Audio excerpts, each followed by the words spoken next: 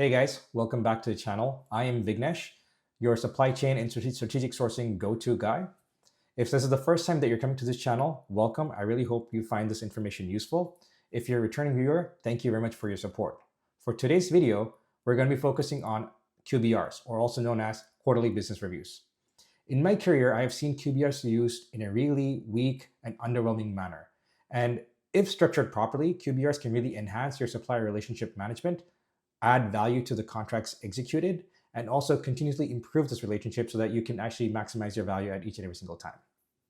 So for today's video, I'm going to be going through these sequence in the following way. We're going to first start off with defining what is a QBR. We're going to look at why it is important, how to prepare for a QBR, and then what are the outcomes of a QBR. So without waiting any further, let's jump right in. So for the first one, which is what is a quarterly business review? A quarterly business review is a once a quarter meeting between the supplier and the customer.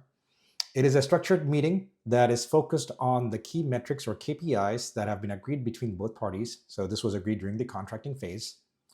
And this allows you to really kind of go back, reconnect with your vendor and understand how you're doing with the contract that was executed. The second piece is, why is it important?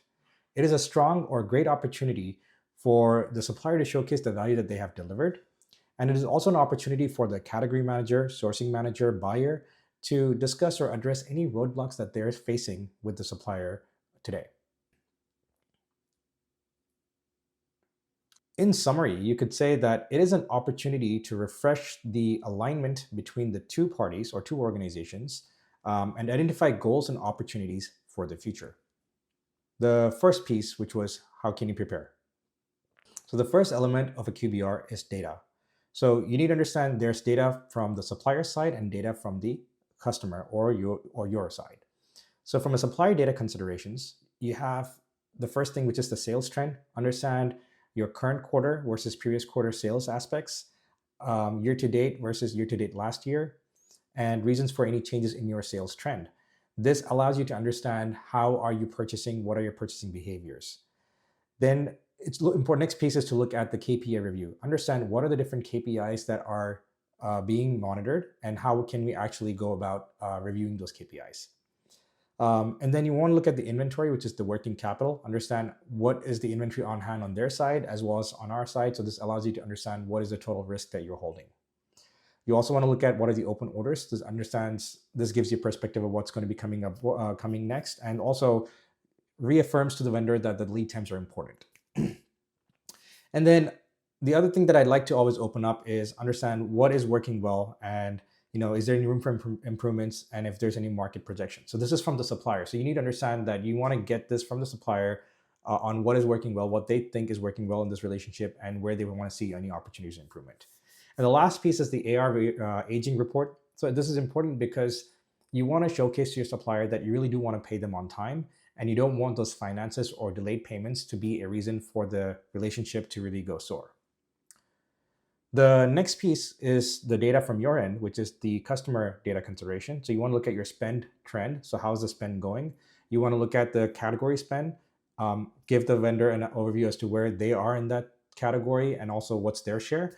You can also look at what are the different materials coded versus spot buy. So sometimes what would happen is you would actually have a sequence of purchases, and sometimes you actually would have to do a spot buy because you're running out of the product. So you want to understand what is the relationship between the two, or what's the ratio.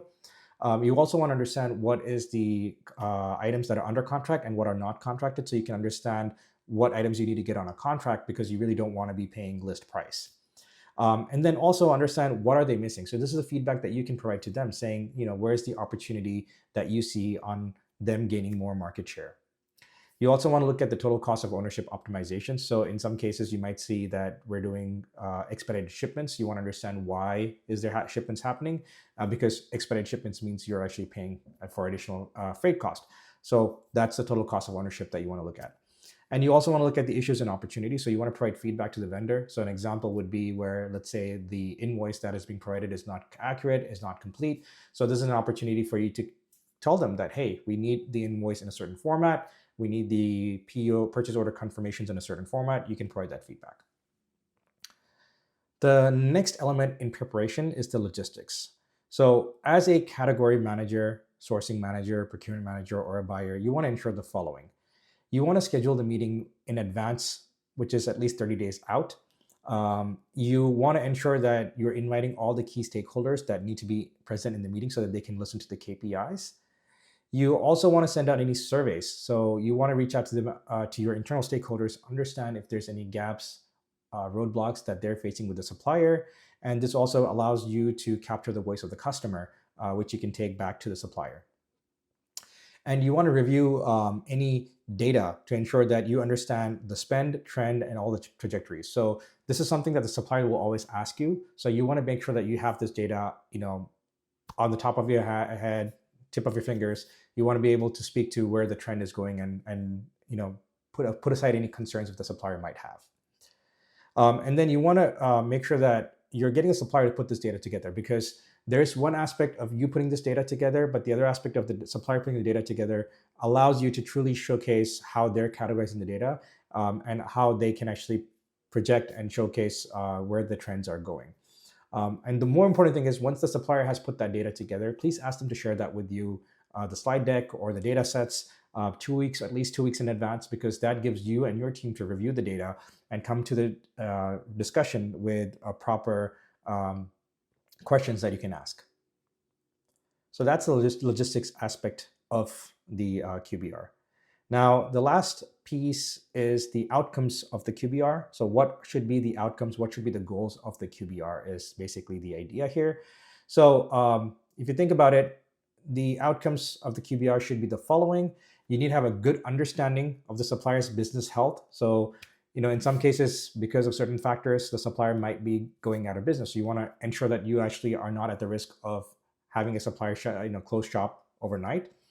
You want to align on any improvement opportunities. So if the supplier states that, hey, we're delivering your products, ahead of the lead time, we're giving the right invoices, but their payments has been delayed, or we're not getting the right specifications, this gives you a way to standardize some of those things and also address that internally with your stakeholders too, so that you are more optimized to support the supplier.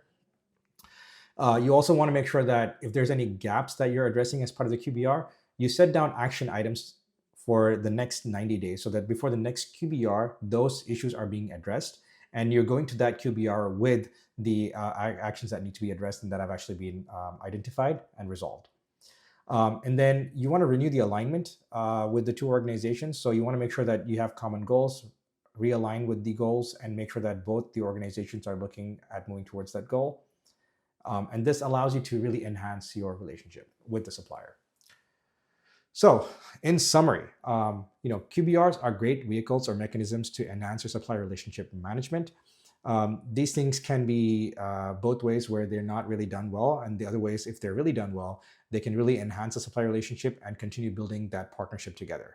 So in my opinion, QBRs are key. These items are as important as the RFP, because this is basically where your the rubber hits the road. So continue working on your QBRs, use these elements here, and continue building that partnership. All right, guys, so that was today's video, Anatomy of a QBR. I really hope you find this useful. I really hope you take some of these tips here and implement in your QBR preparations and really enhance your supplier relationship management. If you have any questions, feel free to put them in the comments below. Please give me a like here and subscribe if you haven't. And if you think that information here and the channel itself is going to be useful for someone else that please share this channel with them so that they can also find this information useful and implement them into their day-to-day. So with that, thank you very much for tuning in. I'll see you on the next one.